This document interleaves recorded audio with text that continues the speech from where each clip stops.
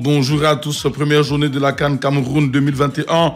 Les matchs s'enchaînent et les victoires pour les annoncés favoris suivent. Demain, les éléphants seront à leur tour mis à l'épreuve dans cette matinale des sports.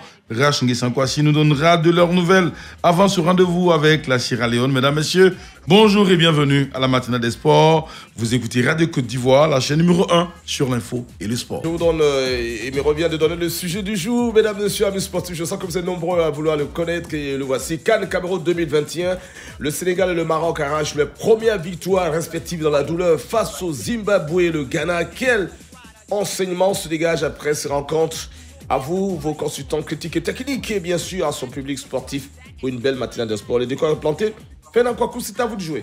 Merci à vous Didier Fondé. Ce sera donc dans un peu plus de 10 minutes tout au plus. Après donc notre échange avec Rach Nguessan Kouassi, ce sera au 27 20 21 44 48 ou encore le 27 20 24 27 87. Je serai là pour parler avec vous. Il se nomme Alain Mouo. Également, Inoussa Dambélé et Aïssata Koulibaly se chargent de la réalisation. Mais avant, direction le Cameroun, Rach Nguessan, notre envoyé spécial éléphant au pays des lions indomptables, est déjà sur pied. Avec lui, c'est l'actualité toute fraîche. Rach, bonjour. Bonjour Fernand. Bien réveillé, j'espère. On a une heure de plus sur vous. Il est 8 heures passées, donc on est bien réveillé. Bien réveillé comme au pays d'Enzima avec famille André qui nous accompagne ce matin, mesdames, messieurs. Dites-nous, Rach, l'on sait que cette CAN a débuté au Cameroun. Le peuple camerounais semble heureux après sa victoire, mais dans l'ensemble, c'est un démarrage timide, l'on peut le dire, avec les scores qu'on constate. Alors, vous avez parfaitement raison, Fernand. La CAN du Cameroun a pris place à bord d'un train TPV, train à petite vitesse. En 6 matchs, 8 buts seulement ont été inscrits, au contraire de la précédente CAN où en 6 matchs, à l'étape actuelle, l'on a enregistré 11 buts, marqués par un seul match nul, œuvre de ce match Guinée-Madagascar, 2 buts partout. Pour cette édition, en l'absence des Malgaches, les Guinéens ont connu le jour hier lors de leur entrée en scène, 1-0 aux dépens du Malawi. 8 buts marqués en 6 matchs. L'on attendra tous les premiers matchs des poules pour faire le point réel de ce début de CAN, très spécifique, avec son lot de Covid, d'agression. Ici au Cameroun, la science opère non sans trop faire de tort à certaines sélections. Le Burkina Faso conteste jusque-là le résultat des tests à lui proposer.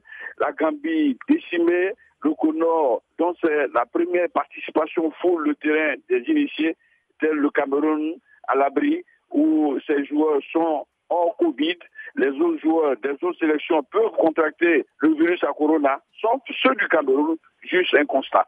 Revenons au jeu, Fernand, pour dire que Vincent Boubacar du Cameroun, auteur d'un doublé sur un double penalty, dirige la classe des chasseurs de but avec 2 buts à son compteur. Le premier buteur de la CAN 2022 n'est autre que le Burkinabé Sangaré qui a marqué très tôt devant le président de la République du Cameroun, un but qui a failli faire tomber le foie sur un stade olympique qui à la cause du Cameroun.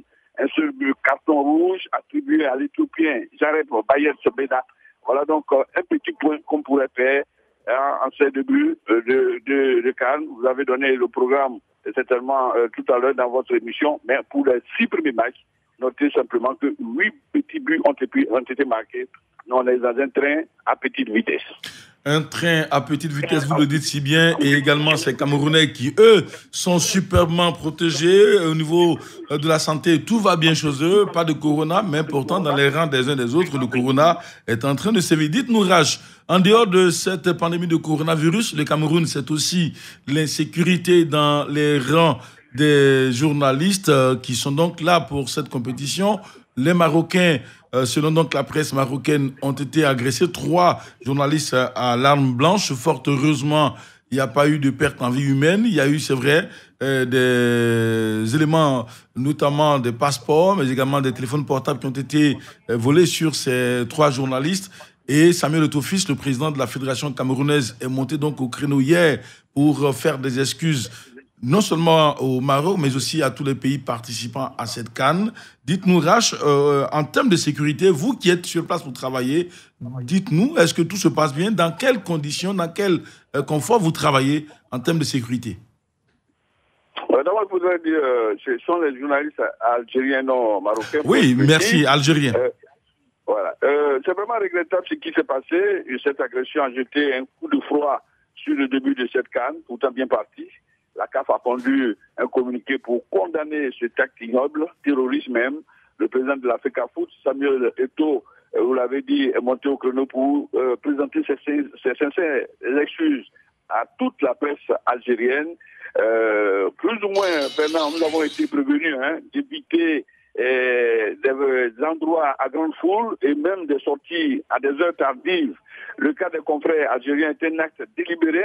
On aurait compris si cette agression avait été proférée en ville, mais devant l'hôtel de nos confrères, c'est vraiment une agression vraiment qui frise l'assassinat.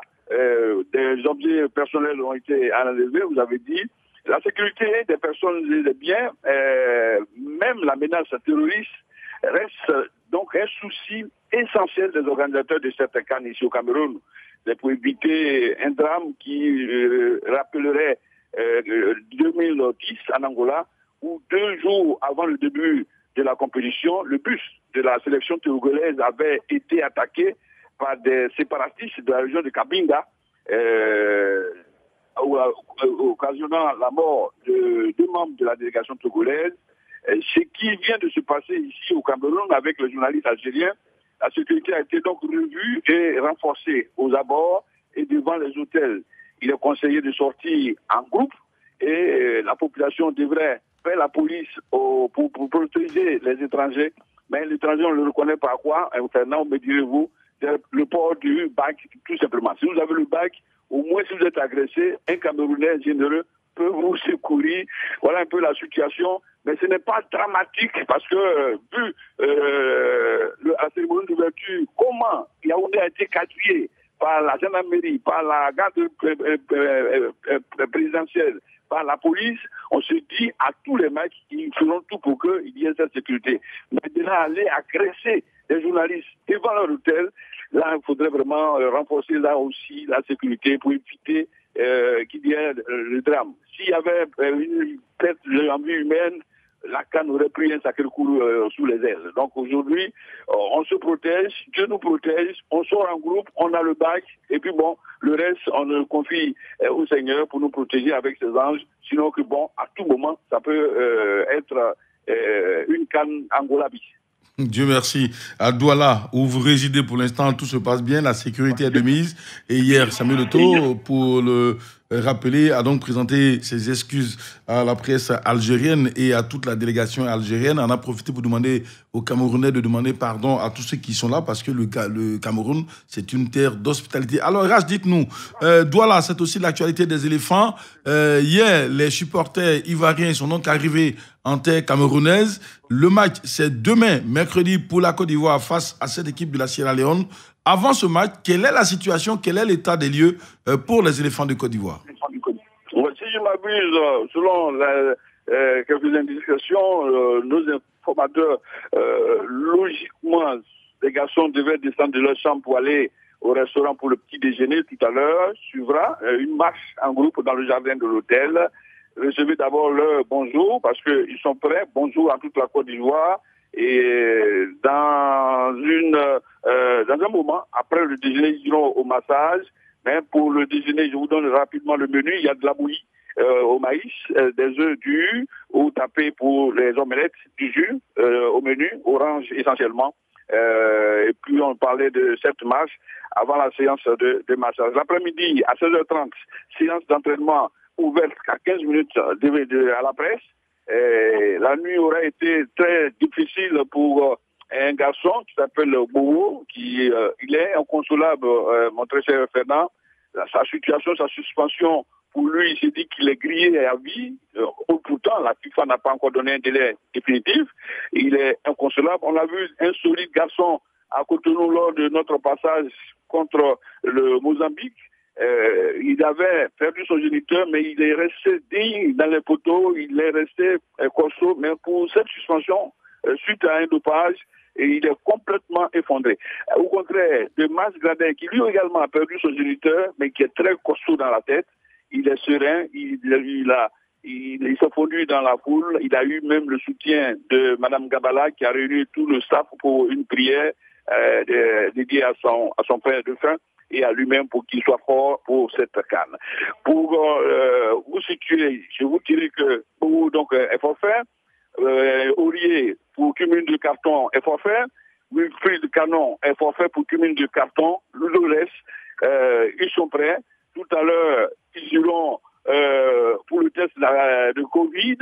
Bon, espérons que la fameuse machine ne sorte pas nos ténors, qui sont pour le moment, avant le test, c'est zéro Covid, et nous jouerons pour les Ivoiriens en blanc. À Côte d'Ivoire, commencera donc la CAN en blanc, non en orange, non en vert, c'est du blanc pour nos garçons. Demain, à pareille heure, nous pourrons vous donner l'équipe qui devrait commencer face à la Guinée équatoriale, une équipe guinéenne qui est pratiquement baptisée équipe équato-brésilienne, parce que c'est au statut des joueurs brésiliens tirés dans les favelas de Rio de Janeiro.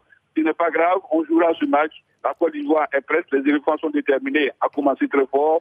Je l'ai dit hier avec Anja Soukrou que la chance de la Côte d'Ivoire, c'est que nous ne sommes pas dans les viseurs des bookmakers. On n'est pas noté, on n'est pas parmi les favoris, ça nous arrange. Quand on n'est pas favori, on se prend toujours, et je pense que Dieu fera, on se prendra et on gagnera notre premier match pour aller à la suite de la Sierra Leone et de l'Algérie. On a un petit compte à régler pour le dernier match de poule. L'objectif, le ministre a dit hier dans notre édition spéciale, que la Côte d'Ivoire doit être soudée. Partout où vous êtes, dans nos campagnes, dans nos villages, dans nos villes, à la mosquée, à l'église, ou même en bordure de rivière, pour ceux qui aiment bien le boussonisme, priez, demandez à Dieu de nous accompagner. Dieu a une seconde nation qui est la Côte d'Ivoire, il ne va pas nous trahir, on est parti pour gagner. Alors Rach, oui. Dites-nous, c'est vrai, les éléphants ont du maïs, c'est un peu de tout au petit déjeuner. Qu'est-ce que vous prenez au petit déjeuner? Non, j'aimais bien la bouillie de maïs. Malheureusement, ce jour, on n'a pas cette bouillie. Monsieur Mian Nestor, qui aime bien, vous savez, grignoter, il a déjà fini son petit déjeuner. Solo l'a accompagné. Il y a de tout, un peu de pomme, un peu de, je vois un dessert à papa, c'est ça? Et de l'orange aussi. Bon, si vous voulez, il y a du café, il y a du gingembre. Ils ont un bon jus de gingembre, il faut le faire. Parce que je pense que ce gingembre pourrait contrer un peu la magie blanche. Ça freine l'avancée de la Covid. Donc, on boit beaucoup de gingembre ici. Je voulais signaler que j'ai bénéficié de la collaboration technique de Soro Draman, le patron de la technique, et de Mian Nestor, qui faisait la mise en ordre. Collaboration Koulibaly Sendou et la coordination et l'œuvre de Konaté Idriss, mise en page de présentation Racing Sankwasi. Vive la Côte d'Ivoire, vive les éléphants. Demain, ne paniquez pas, soyez sereins. Ce match-là, quelque chose me dit que on pourra l'emballer tranquillement et on va aller de l'avant. Soyez-en sûrs, puisque Dieu est un Dieu juste et vrai. Merci à vous et à demain. Merci à vous, Racing Sankwasi, et que Dieu bénisse la Côte d'Ivoire. Allez, ce sera donc pour demain ce rendez-vous important face à la Sierra Leone et la Côte d'Ivoire tout entière se mobilise déjà pour ce rendez-vous. Didier Fané Richemont, lui, sera à Yopougon en attraction avec Ange Assoukro. Ce sera justement à Yopougon. Sojefia, n'est-ce pas, Terminus 47, Didier Fané? Tous le même rendez-vous, même fidélité, auditeurs de Radio Côte d'Ivoire, mesdames, messieurs, chers fans des éléphants, soyez nombreux dans ce lieu. Terminus 47, Sojefia, c'est à Yopougon. Radio Côte d'Ivoire déploie la grosse armada. Animation assurée par l'ami des jeunes Didier Fané Richemont. Espace footballistique assuré par Anja Soukrou. Ce sera donc l'occasion pour vous de vibrer en compagnie d'artistes émérites qui viendront vous faire ce grand show grâce à la direction générale de la RTI. Monsieur Fousseni Dambélé, le directeur général qui déploie toute l'armada pour nous aider justement à réussir ce pari. Merci également à Madame Sali Siloué Konaté, directeur de Radio Côte d'Ivoire, qui a permis que ces hommes puissent faire ce déplacement. Allez, nous poursuivons notre parcours et nous sommes toujours dans l'espace Cannes avec justement cet événement qui se tient au Cameroun. Et hier, les grands n'ont pas tremblé. Eux se sont donc les favoris annoncés dans leur poule respective. Et dans le groupe B, le Sénégal de Sadio Mané et la Guinée de Naby Keïta ont assuré 1-0 pour chacun face donc à son adversaire. Les Lions de la Teranga de Sadio Mané, dans un match difficile face aux guerriers du Zimbabwe, ont fini par rugir grâce à ce pénalty transformé par l'inévitable Sadio Mané dans le temps additionnel 90+7. Et puis, le Sinu de Guinée n'a pas fait mieux. C'est sur ce même score étriqué de 1-0 que Naby Keïta et les siens ont donné la joie au peuple guinéen grâce à une réalisation du doyen Isiaga Silla à la 35e minute face aux Flammes très accrocheurs de Malawi. Et puis le groupe C a produit un résultat similaire. Le Maroc et le Gabon en patron se sont fait respecter. D'abord les Lions de l'Atlas du Maroc, très diminués par la Covid-19 et les nombreux blessés. Vaïd Al-Dozik et ses hommes ont tout de même trouvé les ressources nécessaires pour assombrir le ciel ghanéen 1-0. Hier, un but donc de l'opportuniste Sofiane Boufal à la 83e minute qui a fait vibrer le royaume chérifien. Et puis dans le second match, Aaron Boupanza, buteur à la 16e minute, permet aux Panthères du Gabon de dominer les Comoriens et rejoindre ainsi donc le Maroc en tête de groupe. Voici ce que l'on peut dire. Et Rach, vous le disiez à l'instant, le meilleur buteur de la CAN pour l'instant se nomme Vincent Aboubakar du Cameroun, 40e, 45e. Il permet donc à l'équipe du Cameroun de mener, mais surtout de pouvoir donc rester en tête des buteurs. Les autres buteurs sont donc Sangaré Gustavo du Burkina Faso, premier buteur de cette compétition, Sadio Mané, Isiaga Silla, Boufane Sofial et puis Boupanda, qui ont tous marqué un but chacun dans cette compétition. Voici donc déjà, messieurs et dames, ce que l'on pourrait qualifier de statistiques. Faisons désormais un tour dans la zone libre. Pour ceux qui nous prennent en marche, le sujet le voici. CAN Cameroun 2021, le Sénégal et le Maroc arrachent leur première victoire respective dans leur poule dans la douleur face au Zimbabwe et le Ghana. Quels enseignements se dégagent après ces deux rencontres surtout? Et pour les amis internautes, le message il est presque identique, hein, que ce soit M. Bosson Assérémy, Blaise Kwasi et autres. Ce sont donc des équipes qui avaient les moyens d'aller gagner leur match. Ils ont donc respecté la logique de patron en gagnant. Il faut donc que ces équipes restent concentrées jusqu'au bout de la compétition. Voici ce que disent justement la plupart des internautes qui nous ont donc écrit sur notre page Facebook, un peu plus de 20 messages sur la page Facebook de Radio Côte d'Ivoire, un peu plus de 6 partages. Et puis, merci à tous. Continuez de nous écrire. Nous continuerons de lire vos messages. Mesdames, messieurs, c'est donc la matinale des sports. Allons chercher à retrouver nos consultants maintenant. Tant que nos consultants se libèrent pour répondre à notre appel, il est bon de rappeler aux uns et aux autres que tout à l'heure, à partir de 13h, Radio Côte d'Ivoire vous propose l'affiche Algérie-Sierra Leone. Ce sera donc un match important à suivre puisque la Côte d'Ivoire aura pour adversaire la Sierra Leone mercredi. Déjà, l'Algérie sera donc face à cet adversaire aujourd'hui à partir de 13h sur les antennes de Radio Côte d'Ivoire. Je serai très heureux d'être en votre compagnie pour commenter ce match. Il se nomme Jérôme Kouakou. Il va donc prendre le relais après Estelle Assoumou-Kipré pour rassurer le studio. Viendra donc à partir de 6h Ange Assoukrou qui sera là pour les autres matchs de la journée. Jean-Philippe Auria, bonjour. Bonjour Fernand. Bien réveillé? Oui, très bien réveillé. Alors dites-nous, le Sénégal de Mané, le Maroc de Sofiane Boufal ont tous gagné pour vous. Est-ce que déjà ces équipes annoncées favorites, au vu donc de leurs prestations peut-être difficiles, peuvent espérer aller loin dans cette compétition ou ça va être peut-être très ombrageux pour eux en face? Ben, je pense que toutes les formations favorites dans leurs oppositions se sont imposées. Maintenant, on sait que la Coupe d'Afrique des Nations est très difficile pour n'importe quelle équipe de la débuter avec des scores fleuves parce que le nivellement au niveau du football africain a beaucoup progressé, surtout vers le haut. On n'a plus de petites équipes. Pratiquement toutes les formations engagées dans cette compétition, des joueurs professionnels, des entraîneurs professionnels, baignent dans une sorte de professionnalisme au niveau organisationnel. Donc, je pense que déjà, le fait de s'imposer, d'entrer dans la compétition est une excellente chose quand on sait que c'est une compétition à 24 où il y aura des places de meilleur troisième à prendre. Il faut très bien commencer cette compétition, engranger les 3 points pour se mettre en position favorable pour la suite des événements. Donc, à mon sens, je pense que le plus important, c'est le résultat plutôt que d'essayer de marquer plus les esprits avec des scores fleuves.